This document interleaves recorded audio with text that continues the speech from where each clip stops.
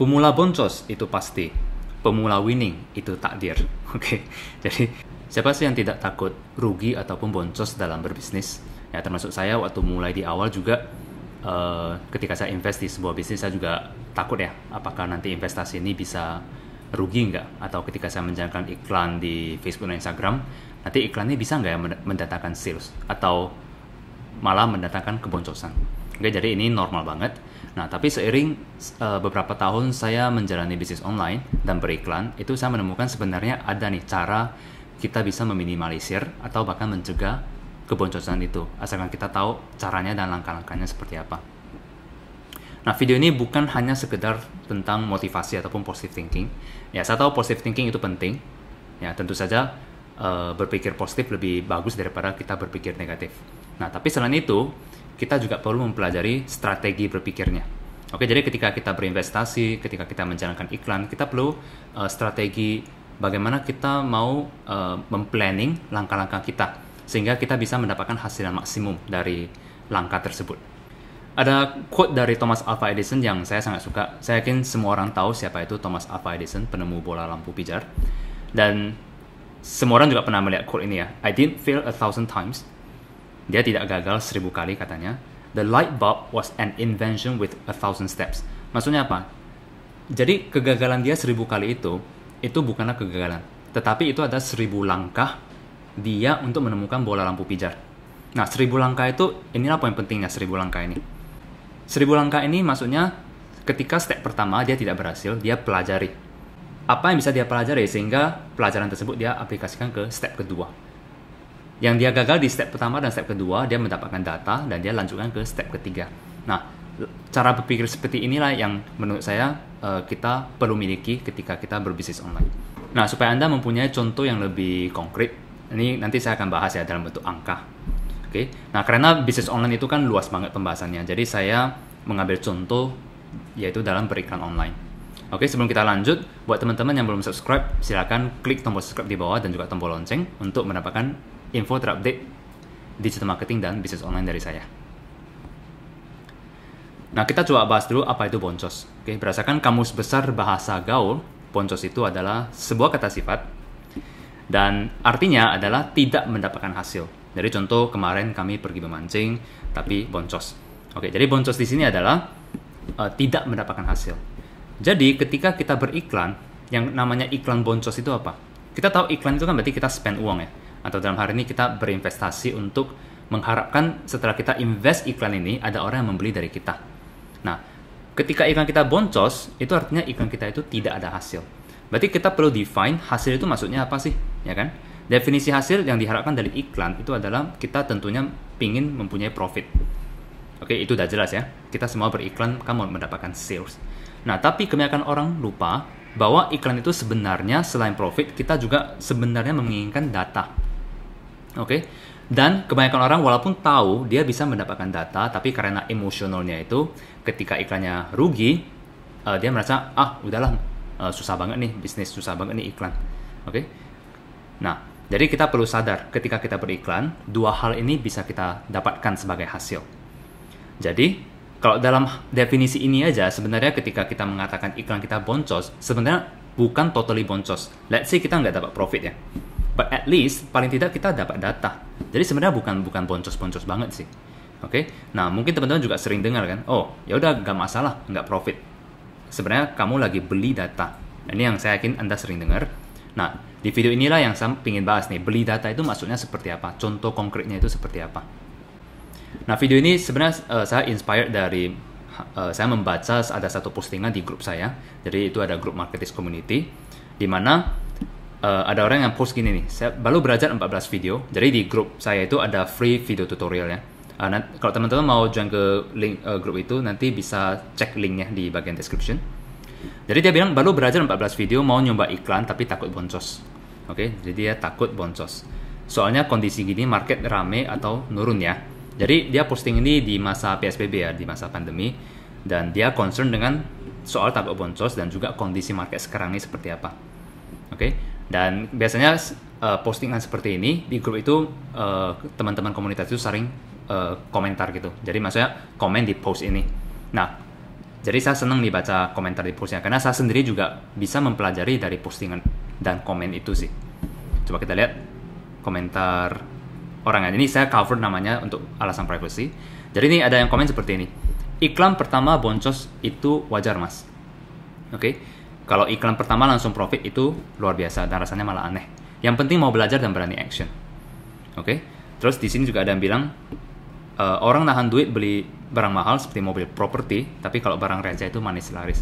Jadi di sini kita bisa lihat bahwa ada orang yang mengatakan boncos itu biasa, namanya belajar kan. Terus ada juga yang bilang barang-barang mahal seperti mobil dan properti di era pandemi ini, PSBB ini, ya mungkin orang agak nahan dulu, nggak beli barang seperti itu. Tapi barang-barang receh, maksudnya barang-barang yang masih harganya nggak terlalu mahal itu masih laris manis.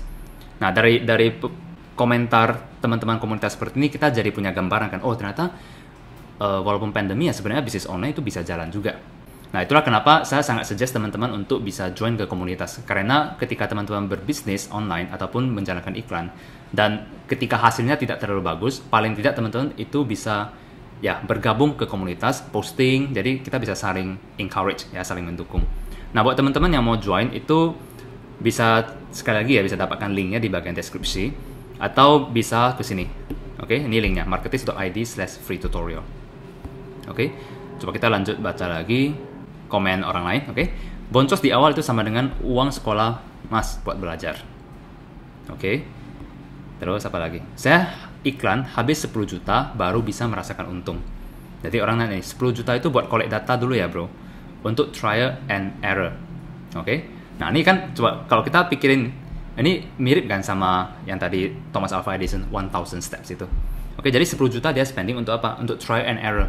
Trial and error itu dalam arti misalnya seperti ini. Mungkin dia punya produk, dia coba jual. Nah, jadi itu masih testing nih. Karena belum tentu produk yang kita pikir orang suka, itu ketika kita testing di pasar beneran disukai kan. Kadang, oh ternyata packagingnya perlu kita ubah dikit. Oh ternyata modelnya atau warnanya perlu kita ubah dikit. Supaya market bisa lebih menerima produk kita. Oke, jadi masuk dia trial and error di sini ya seperti itu. Biaya testing. Oke, bisa juga dia trial and error model bisnisnya. Oke, mungkin model bisnis pertama itu kurang cocok, terus dia ubah model bisnis kedua dan seterusnya.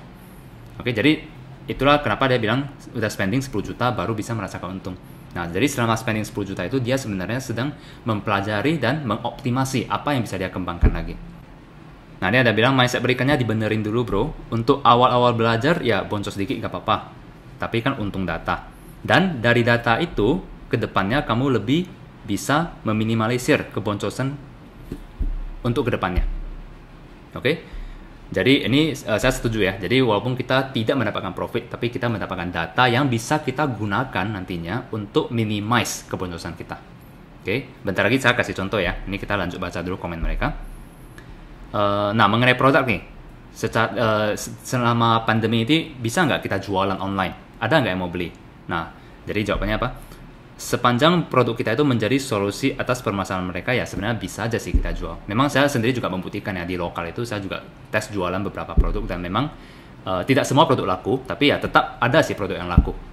Oke, jadi intinya kita harus ngerti selama pandemi ini produk apa aja yang dibutuhkan sama market. Nah, ini ada yang puitis nih. Oke, katanya pemula boncos itu pasti, pemula winning itu takdir. Oke, jadi nah ini ada orang yang lebih keras lagi nih. Oke, katanya mental Anda belum cocok buat jualan atau bisnis kalau Anda takut boncos. Oke, terus ya kadang lucu ya kita baca komen-komen seperti ini.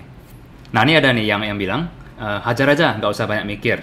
Oke, banyak jalan menuju cuan. Jadi selama pandemi malah dia dapat banyak orderan. Jadi sekali lagi kalau teman-teman join di komunitas ya, ketika Anda merasa down, merasa wah kenapa bisnis aku nggak ada hasil ya, ya udah posting aja di komunitas, saling berbagi. Oke, kita saling mendukung di community itu. Nah, ini kita masuk contoh konkret. Kira-kira kita kalau beriklan itu kita analisa data apa sih yang bisa kita beli. Nah, saya tahu di sini banyak angka ya, tapi teman-teman nggak usah bingung. Jadi teman-teman ikuti aja highlight kuning saya seperti ini ya. Nah, jadi sekarang bayangkan seperti ini. Anggap Anda baru mau memulai bisnis online. Jadi Anda nggak punya gambaran, oh kira-kira nanti hasil iklan saya itu seperti apa ya setelah saya mengiklankan produk atau jasa saya. Oke, jadi bayangkan misalnya Anda bisa memprediksi masa depan. Oke, ini contoh ya. Anda bisa memprediksi masa depan, dan nanti masa depan Anda itu hasil iklannya itu seperti ini. Oke, atau gini deh. Anggap aja Anda punya teman yang menjual produk yang serupa dengan Anda dan marketnya juga mirip dengan market Anda. Oke, dan Anda tanya ke dia, bro atau sis, jualan Anda bulan lalu gimana? Hasil iklan Anda itu seperti apa? Bagus atau enggak? Nah, terus dia sharing nih. Oke, jadi anggap ini benchmark. Benchmark itu seperti sebuah patokan gitu ya.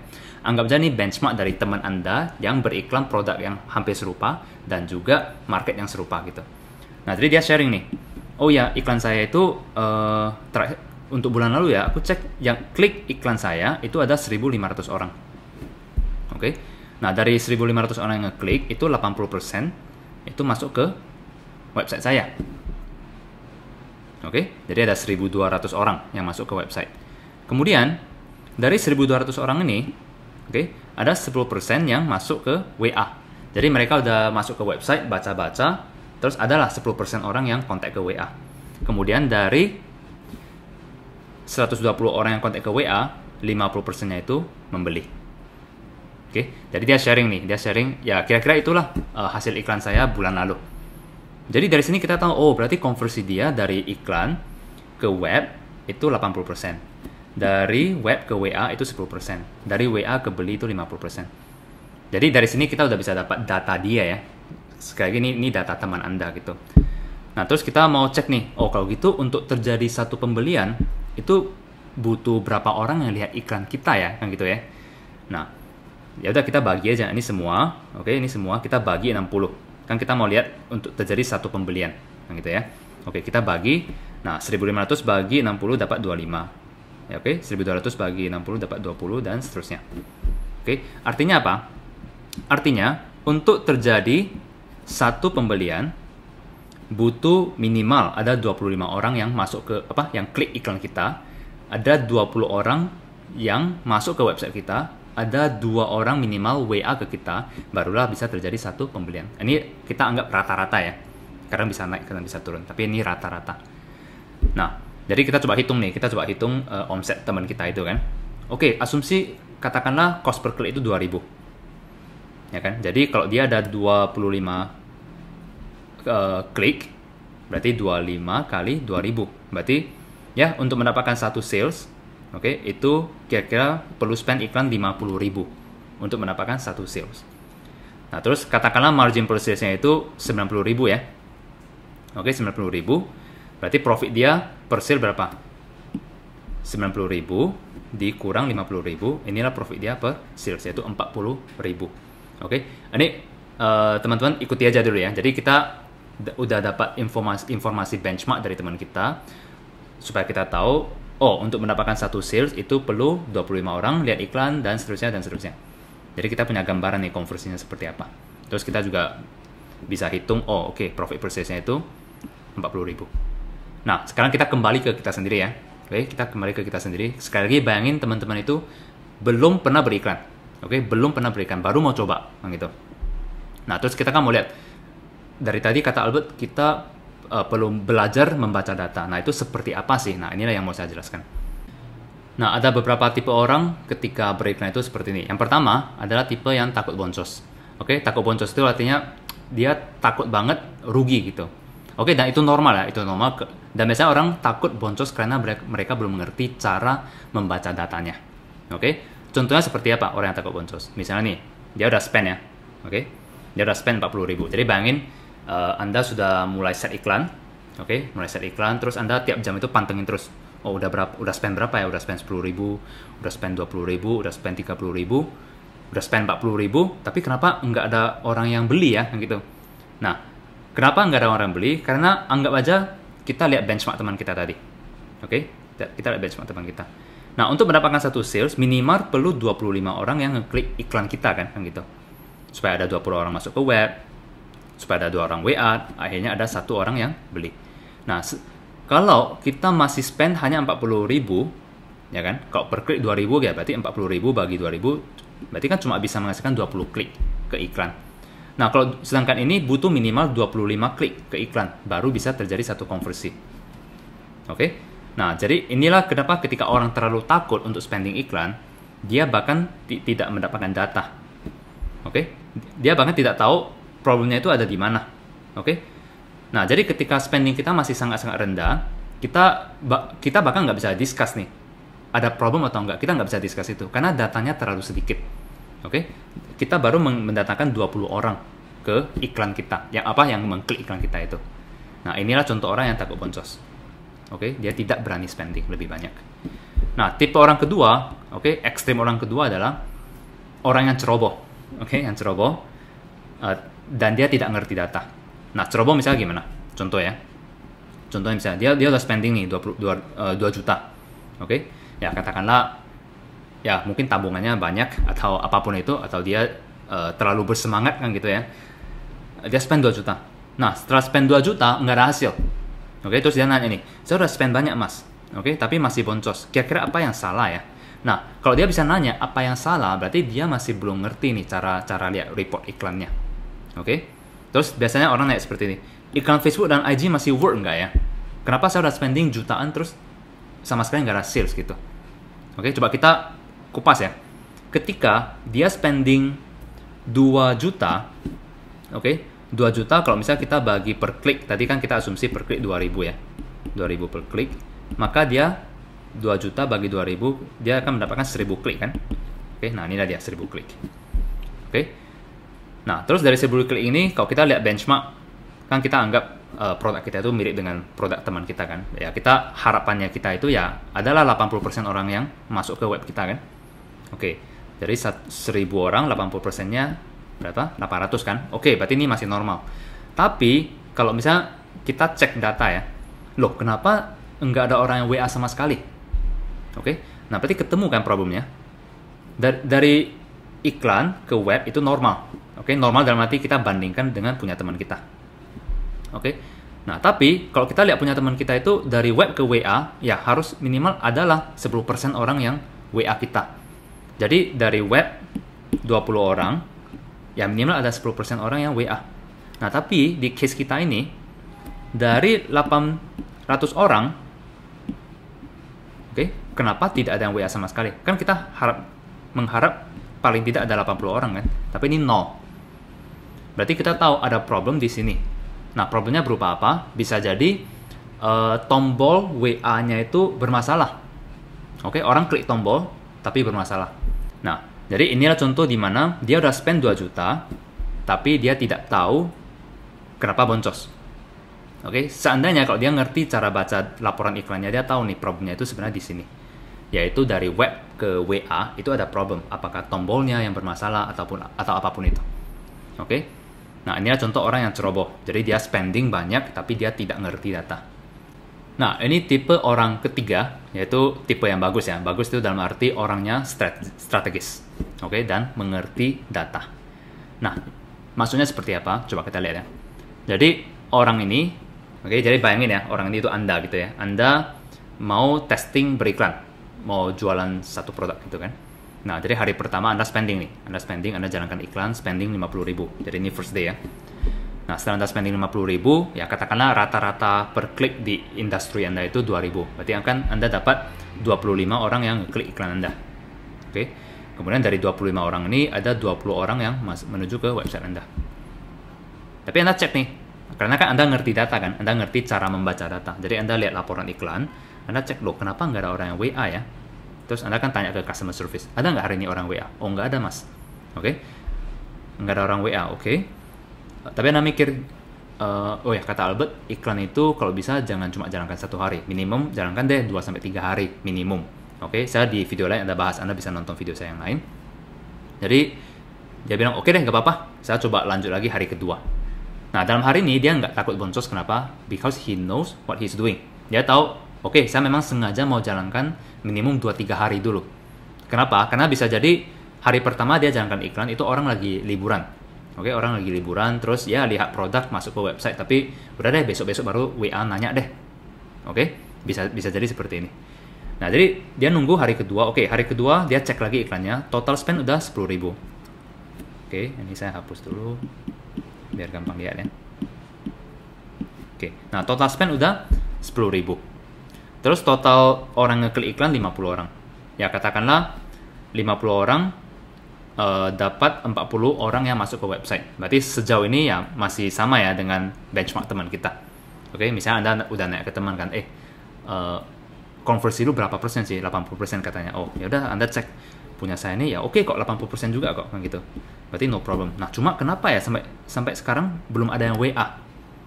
Oke, sampai sekarang belum ada WA. Nah, ini Anda mulai bertanya-tanya kan, tapi Anda juga masih memutuskan, oke deh, aku kasih jalan sehari lagi deh gitu ya.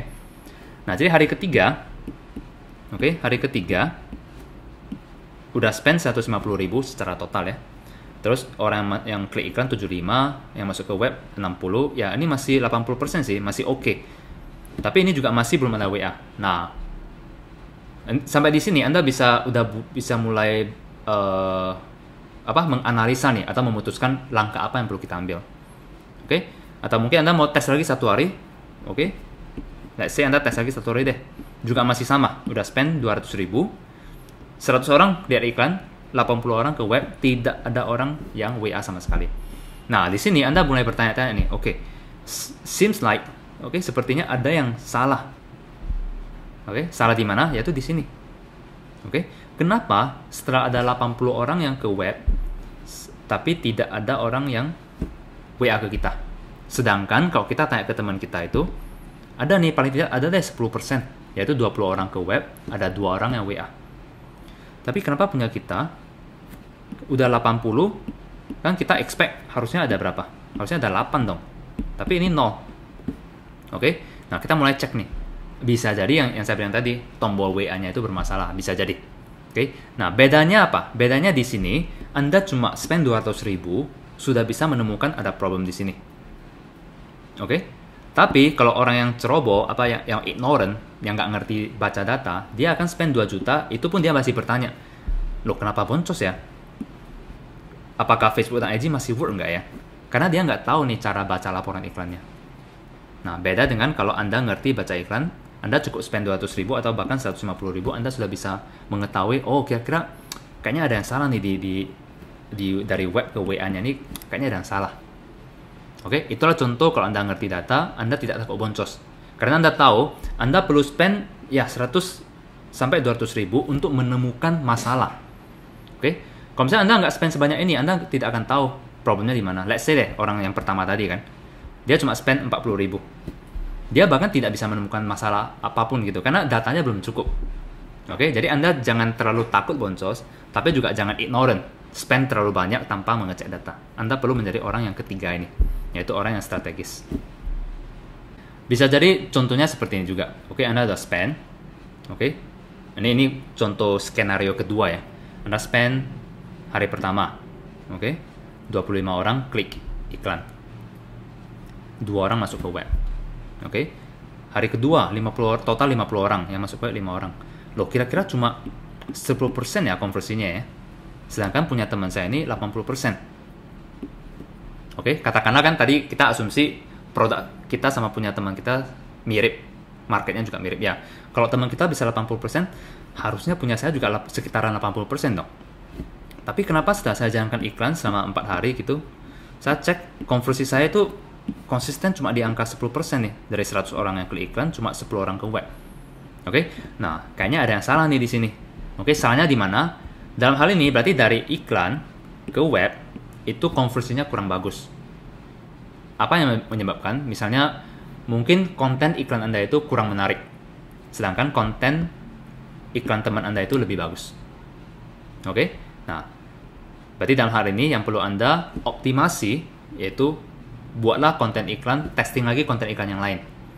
Oke, Anda bisa nonton video saya bagaimana membuat konten iklan yang menarik ya. Tapi intinya di sini adalah Anda coba perbaiki konten iklannya.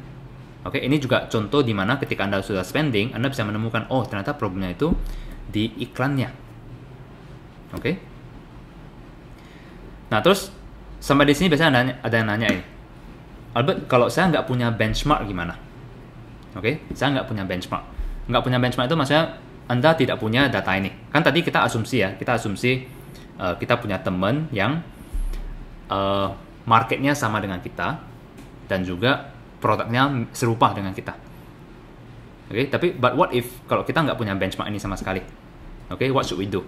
Nah, itulah yang namanya Anda perlu spend untuk dapat data atau istilahnya beli data.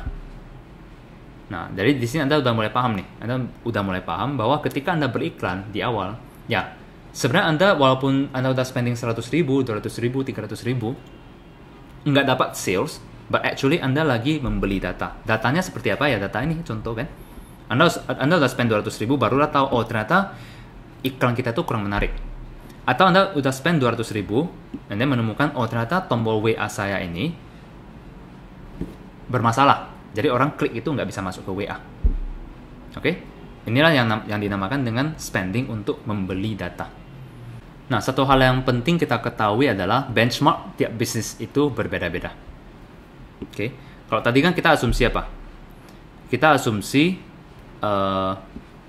benchmark teman kita itu dia dijadikan patokan kan? Karena apa? Karena kita anggap mereka menjual produk yang sama, kemudian marketnya sama, ya lebih kurang lah konversinya itu juga sama dengan punya kita. Oke? Tapi kalau misalnya teman kita itu bisnis yang lain, ya kita jangan gunakan benchmark mereka juga. Oke? Karena tiap bisnis itu berbeda. Nah, contohnya seperti apa? Contoh ya, misalnya nih. Oke, sekali lagi kita ambil contoh punya teman kita. Oke, inilah performasi iklan teman kita. Dari 100 orang, klik iklan, 80 masuk sampai ke web. Kemudian 8 orang WA, sampai akhirnya ada 4 orang yang beli. Oke. Nah, katakanlah profit per sales tadi 90.000 ya. Berarti dia mendapatkan profit 360.000 kan? Kan 90.000 dikali 4. Oke. Profitnya itu 360.000. Nah, ini kondisi bisnis teman kita. Nah, kalau misalnya bisnis kita lain, marketnya lain, produknya lain, ya kita nggak bisa gunakan benchmark ini. Oke, contoh ya. Misalnya nih, ini bisnis Anda. Oke, ini saya hapus dulu biar nggak bingung. Oke, ini bisnis Anda. Nah, jadi Anda jalankan iklan. Oke, Anda jalankan iklan. Ya, 100 orang, ada deh 80 orang ke web. Jadi 100 orang yang lihat iklan, yang klik sampai ke website ada 80 orang. Oke, dari 80 orang itu, kalau di case Anda, itu cuma 2 orang yang WA. Sedangkan punya teman Anda, dari 80 itu ada 8. Jadi dia 10% konversi. Punya Anda cuma ya kira-kira 2,5%. Oke? Nah, sekarang pertanyaannya adalah, apakah artinya punya Anda ini jelek? Konversi Anda jelek gitu. Sedangkan konversi teman Anda itu lebih tinggi. Apakah berarti punya Anda itu jelek? Oke, jawabannya belum tentu. Kenapa? Karena bagaimana kalau bis produk Anda itu produk yang lebih high end, yang marginnya lebih tinggi. Oke, misalnya per sales Anda bisa dapat 1 juta. Oke, dan ini memungkinkan banget ya. Tergantung dari produk Anda dan juga jasa Anda. Oke, bahkan per sales itu bisa 4 juta, 5 juta juga sangat-sangat mungkin. Oke, tergantung sekali lagi produk dan jasa yang Anda berikan. Oke, jadi dalam hal ini sekali lagi, walaupun secara konversi dari web ke WA punya Anda cuma 2,5%, punya teman Anda 10%, tapi bukan berarti konversi Anda jelek. Karena setiap ada satu pembelian, marginnya aja udah 1 juta. Sedangkan teman Anda yang udah kejual 4, itu total profit baru 360.000. Oke? Ya, kalau kita mikir make sense kan? Misalnya gini nih. Misalnya kalau Anda berikan jasa apa? Misalnya jasa make up deh. Oke, Anda jago make up kan? Terus Anda berikan jasa make up. Mungkin harganya make up nikah, ya katakanlah misalnya 2 juta, 3 juta deh. Oke? Jadi ketika orang lihat iklan makeup untuk wedding, misalkan dia datang ke web, terus di web Anda kan tertulis nih, oh makeupnya harganya sekitaran 3 juta. Nah, jadi tentu saja ya orang yang lihat harganya 3 juta udah cocok, baru dia WA kan, dia baru nanya-nanya kan. Oke? Nah, otomatis lebih dikit dibandingkan kalau misalnya produknya itu cuma let's say 100.000 atau 200.000. Ya tentu yang nanya lebih banyak. Tapi produk Anda kalau misalnya 3 juta, yang nanya lebih dikit, tapi begitu ada satu konversi, itu margin Anda tinggi. Oke, jadi inilah contoh di mana benchmark tiap bisnis itu berbeda. Oke, jadi ketika Anda mau mendapatkan benchmark untuk bisnis Anda, ya setidaknya Anda coba nanya ke teman-teman yang marketnya atau produknya itu mirip atau serupa. Oke? Nah, terus kalau misalnya teman-teman ngerti data, itu banyak yang bisa kita optimasi sih, yang bisa kita kembangkan dari iklan kita. Contohnya nih, oke, misalnya, sekali lagi ini misalnya makeup ya. Oke, ini bisnis makeup, jual jasa makeup gitu. Jadi kalau misalnya Anda memberikan info harga di sini, oke, berarti orang datang ke website, dia baca-baca, terus dia tahu, oh harganya 3 juta. Nah setelah dia tahu harga 3 juta, terus ada orang yang mungkin 3 juta kemahalan, udah deh nggak usah WA deh. Oke, mungkin yang WA cuma 2 orang. Oke, dan profit Anda itu ya ada satu yang convert, profit Anda 1 juta. Nah, tapi Anda bisa testing nih, oh oke, berikutnya saya coba testing, karena kan Anda ngerti data kan. Anda tes, kalau gitu gimana kalau info harganya itu saya taruh di sini, bukan di web. Oke, artinya apa? Kalau orang ke web Anda, itu mereka tidak akan menemukan informasi harga. Kalau mereka mau tahu harga, mereka harus WA ke Anda. WA kami untuk info harga, kan gitu kan? Nah, dia udah sampai ke WA, katakanlah ada 4 orang yang tertarik nih. Oke, karena kan mereka pengen ngecek harga. Jadi kalau misalnya Anda sudah taruh harga di sini, mungkin cuma 2 orang yang kontak. Tapi karena Anda tidak beritahu info harga, jadinya ada 4 orang yang kontak. Nah, ternyata karena mereka kontak ke WA, mungkin mereka call atau apapun itu, atau chatting ya. Nah, kalau misalnya kita chatting ataupun call, kita kan lebih punya kemungkinan untuk persuasi mereka. Misalnya kita jelaskan, oh ya makeup kami itu gunakan bahan-bahan yang bagus, maka lebih mahal. Dan juga kami udah berpengalaman selama 10 tahun dan sebagainya.